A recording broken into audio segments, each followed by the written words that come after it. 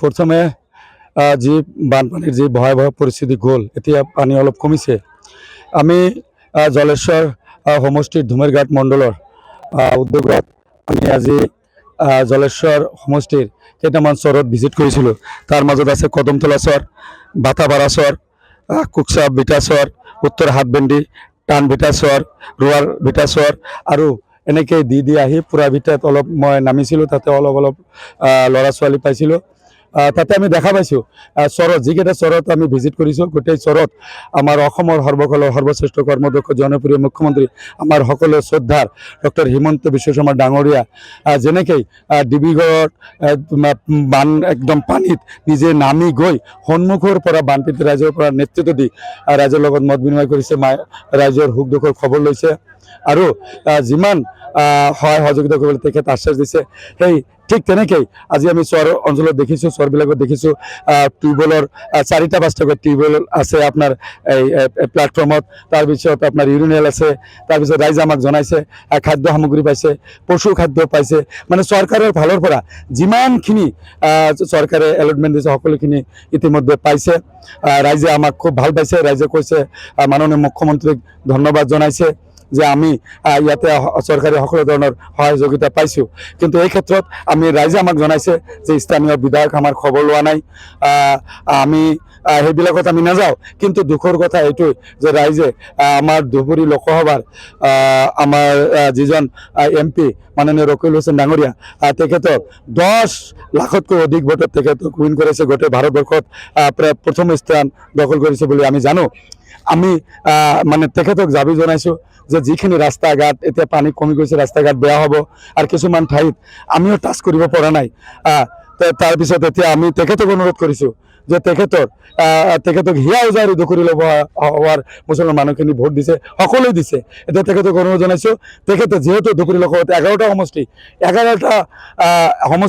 তেখেত 11 মাহৰ দৰমহা মই পূৰ্বতেও কৈছোঁ, এতিয়াও তেখেতক ৰিকুৱেষ্ট কৰিছোঁ 11 মাহৰ দৰমহা এই বানপীড়িত ৰাইজক তেখেত দি দিব লাগে। আৰু এইখিনিত ক'ব লাগিব নিৰ্বাচনৰ সময়ত কিছুমান বিধায়ক আৰু তাৰ মাজত এজন MP হৈছে, তেখেতসকলে ইয়াত আমাৰ এই মুছলমানখিনিৰ নেতা হ'ব, বিশেষকৈ পূৰ্ববংগীয় মুছলমানখিনিক কিছুমান মিছা কথা কৈছিল। আমাৰ চৰকাৰৰ বিৰুদ্ধে বহুত মিছা কথা কৈ সহজ ৰাইজৰ ভোটখিনি লৈ গৈছে। তেখেতসকলে আৰু শপত বাক্য পাঠ কৰিছে। এইখিনিতে আপোনাৰ সাংবাদ মাধ্যমৰ জৰিয়তে আমি তেখেতসকলক কৈছোঁ যে আপোনালোকে যে শপত বাক্য পাঠ কৰিলে, এতিয়া এই বিপদৰ সময়ত আপোনালোকে এতিয়া আহি আপোনালোকৰ কথাত ভোট দিছে, আপোনালোকে এতিয়া আহি আপোনালোকৰো 5-6 মাহৰ দৰমহা ধুবুৰী লোকসভাৰ বানপীড়িত ৰাইজক দিব লাগে। বিশেষকৈ আমাৰ জলেশ্বৰ সমষ্টি আৰু বিচিং জৰুৱাৰ আজি এই বৰাইবাৰী চৰত ৰাইজে আমাক কৈছে, আমি তাত নামিছোঁ, বুক খুলি নামিছোঁ। তেখেতসকলে আমাক ভাল পাইছে, কাৰণ আমি তেখেতসকলক সদায় সহায় সহযোগ কৰি আহিছোঁ। তেখেতসকলে ক'লে MP ডাঙৰীয়া অহা নাই আৰু বহুত ক্ষোভ উজাৰিছে। আমি সেইবিলাক ক'ব নাযাওঁ, কিন্তু তেখেতৰ দায়িত্ব বাঢ়িছে। 10 লাখ ভোটত উইন কৰিছে তেখেত।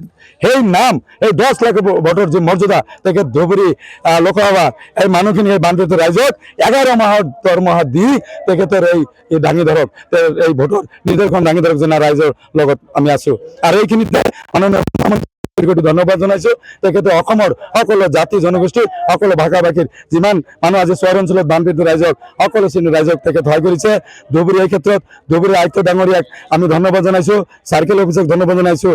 এই ক্ষেত্ৰত আমাৰ জলেশ্বৰ সমষ্টি আমাৰ গোৱালপাৰা জিলাত পৰে, আমি আয়ুক্ত ডাঙৰীয়াক তাতেও ধন্যবাদ জনাইছোঁ। তেখেতে ভালকৈ পূৰা ৰিলিফ পাইছে, আপোনালোকে খবৰ ল'ব পাৰে।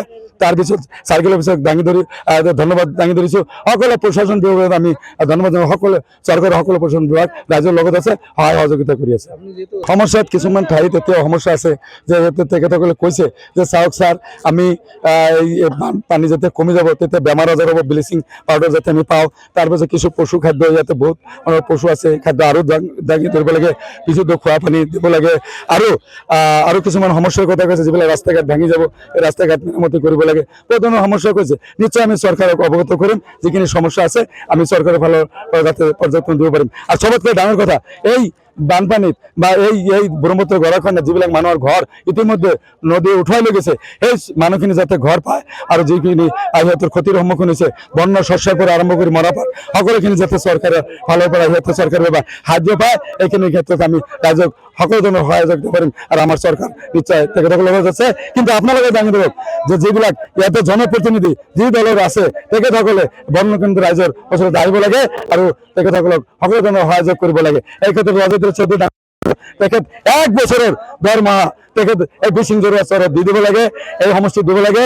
তেনেকৈ আফতাব মোল্লা ডাঙৰীয়া জলেশ্বৰ সমষ্টিৰ পৰা আৰম্ভ কৰি চুনাৰীত আমাৰ চুনাৰী, তাৰপিছত জলেশ্বৰ সমষ্টি ধুমেৰঘাট আমাৰ যিবিলাক চহৰ অঞ্চল আছে তেখেতেও 1 বছৰৰ দৰমহা তেখেতেও বানগঞ্জ ৰাইজক দিব লাগে। আৰু আমাৰ চৰকাৰৰ ফালৰ পৰা যিমানখিনি সহযোগিতা কৰিব লাগে মাননীয় মুখ্যমন্ত্ৰী নেতৃত্বাধীন বিজেপি চৰকাৰে সকলো ধৰণৰ সহযোগিতা কৰিছে। দিন ৰাত একাকাৰ কৰি মাননীয় মুখ্যমন্ত্ৰী সন্মুখৰ পৰা বানগঞ্জ ৰাইজৰ নেতৃত্ব দিছে আৰু সকলো মন্ত্ৰী আজি পীযুষ ডাঙৰীয়া কথাই কওক, ৰঞ্জিত দাস ডাঙৰীয়াৰ কথা কওক, জয়ন্ত মল্ল বৰুৱা আমাৰ গাৰ্জেন মন্ত্ৰী তেখেতে দিন ৰাতি একাকাৰকৈ কাম কৰিছে। সকলো মন্ত্ৰী কাম কৰি আছে, সকলো চৰকাৰী বিষয়াসকলে কাম কৰি আছে। আমাক ৰাইজে আমাক সহযোগ কৰিছে। আমি ভাৰতীয় জনতা পাৰ্টিৰ ধুমেৰঘাট মণ্ডলত আমাৰ যিবিলাক ভাৰতীয় জনতা পাৰ্টিৰ কাৰ্যকৰ্তা সকলে মিলি আমি কিছু শিশু খাদ্য আৰু মিনাৰেল ৱাটাৰ লৈ আহিছিলোঁ। ৰাইজক কিঞ্চিত পৰিমাণে আমি সহায় কৰিছোঁ। আল্লাহৰ ওচৰত আমি প্ৰাৰ্থনা জনাইছোঁ আল্লাহ আৰু বানপানী যাতে আৰু নিদিয়ে, পানী যাতে কমি যায় ৰাইজৰ, আৰু আমি দুখ দেখা আমাৰ মানে সহ্য কৰিব নোৱাৰোঁ, যাতে আল্লাহ যাতে পানী কমাই দিয়ে। আৰু এই ক্ষেত্ৰত জল সমষ্টিৰ পৰা মাননীয় মুখ্যমন্ত্ৰী দীৰ্ঘায়ু কামছে আল্লাহ তেখেতক দীৰ্ঘজীৱী কৰক আৰু ৰাইজে কাম কৰক। ধন্যবাদ।